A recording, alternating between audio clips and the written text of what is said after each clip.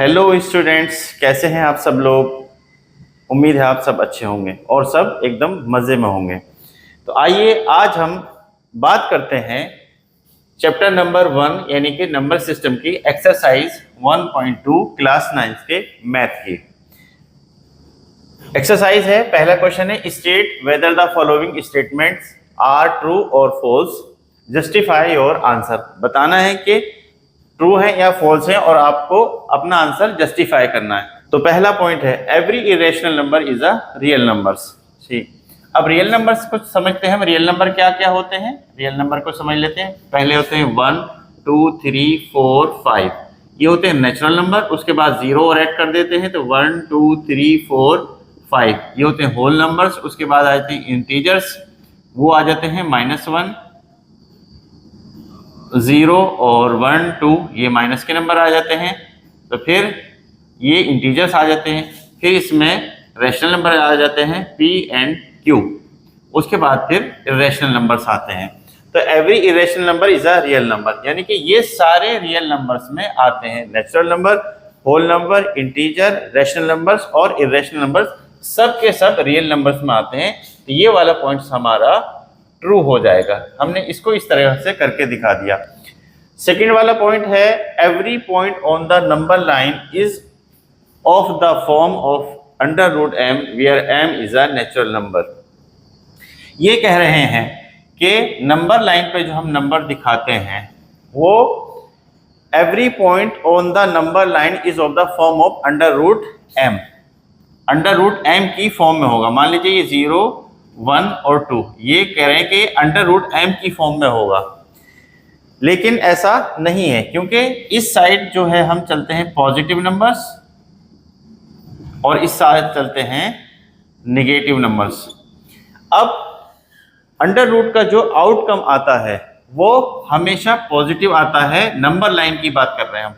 Number line पर हमेशा outcome positive आएगा, निगेटिव नहीं लेते, क्योंकि √ का जो आउटकम आता है हमेशा पॉजिटिव आता है। और जबकि हम नंबर लाइन पर माइनस के नंबर्स भी शो करते हैं, इसलिए ये वाला पॉइंट जो है आपका फॉल्स हो जाएगा।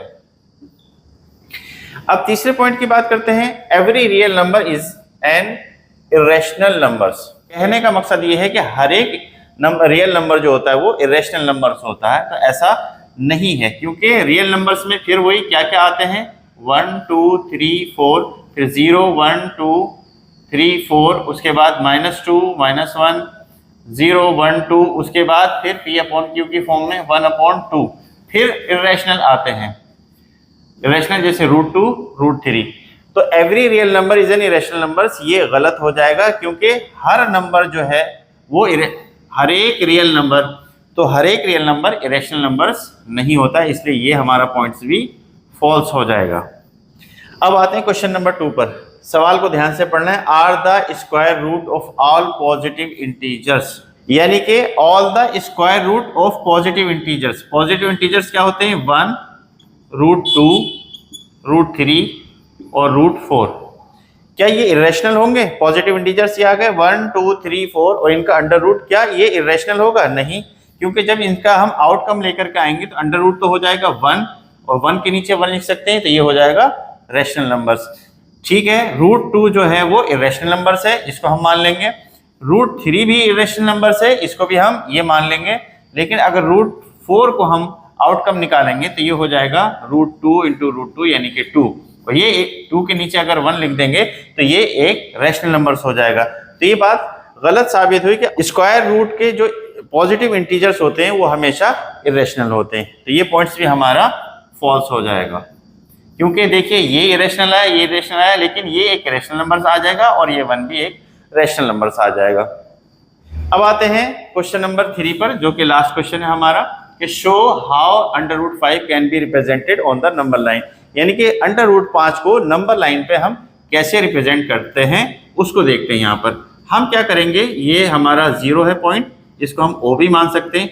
यहाँ से देखिए √5 की अगर आप वैल्यू निकालेंगे या स्क्वायर रूट निकालेंगे तो 2 पॉइंट समथिंग आएगा। तो हम क्या करेंगे, 0 से लेकर के यहाँ तक 2 यूनिट मान लेंगे, 1 और 2। इसको अगर हम 10 सेंटीमीटर मान लेते हैं तो ये 1 यूनिट हो गया, इसको भी अगर 10 सेंटीमीटर मान लेते हैं तो ये 1 यूनिट हो गया। तो एक लाइन यहाँ से यहाँ तक खींचेंगे 2 यूनिट की, ये टोटल कितनी हुई 2 यूनिट। अब क्या करेंगे, एक 1 यूनिट की यहाँ से इसके ऊपर एक डी से आप सीधा सा परपेंडिकुलर इस पे डाल देंगे, परपेंडिकुलर डालेंगे क्योंकि हमें इसको सॉल्व करने के लिए राइट एंगल की ट्राइंगल की जरूरत होती है, राइट एंगल ट्राइंगल की जरूरत होती है। इसको हम नाम बी दे देते हैं, इसको नाम हम ए देते हैं। अब क्या करेंगे, पॉइंट ओ से ए को मिला देंगे। अब हम देखेंगे तो ये हमारा एक राइट एंगल ट्राइंगल बन गया। अब राइट एंगल ट्राइंगल में 3 चीजें होती हैं, बेस और परपेंडिकुलर और हाइपोटेन्यूज। अब पाइथागोरस क्या कहती है राइट एंगल ट्राइंगल के लिए, क्या कहती है कि हाइपो का स्क्वायर यानी हाइपोटेन्यूज का स्क्वायर इक्वल टू होता है परपेंडिकुलर स्क्वायर के और बेस के स्क्वायर के। अब ये यूनिट 2 है हमारे पास यहाँ तक, यानी कि बेस इसका 2 है और परपेंडिकुलर 1 है। तो हम इसको ऐसे सॉल्व करेंगे, हाइपो का स्क्वायर इक्वल टू परपेंडिकुलर कितना है 1 का स्क्वायर प्लस बेस कितना है 2 का स्क्वायर। अब ये आ जाएगा 1 का स्क्वायर 1 ही आएगा प्लस 2 का स्क्वायर 4 आ जाएगा, यहाँ पर वैल्यू आ जाएगी 5, यानी कि हाइपोटेन्यूज स्क्वायर इक्वल टू 5। अगर हाइपो का स्क्वायर हटाएंगे तो ये √5 में चला जाएगा, तो ये वैल्यू हमारी √5 आ गई। लेकिन अभी हमने ये सिर्फ राइट एंगल ट्राइंगल की बेस की और हाइपोटेन्यूज की और परपेंडिकुलर की वैल्यू निकाली।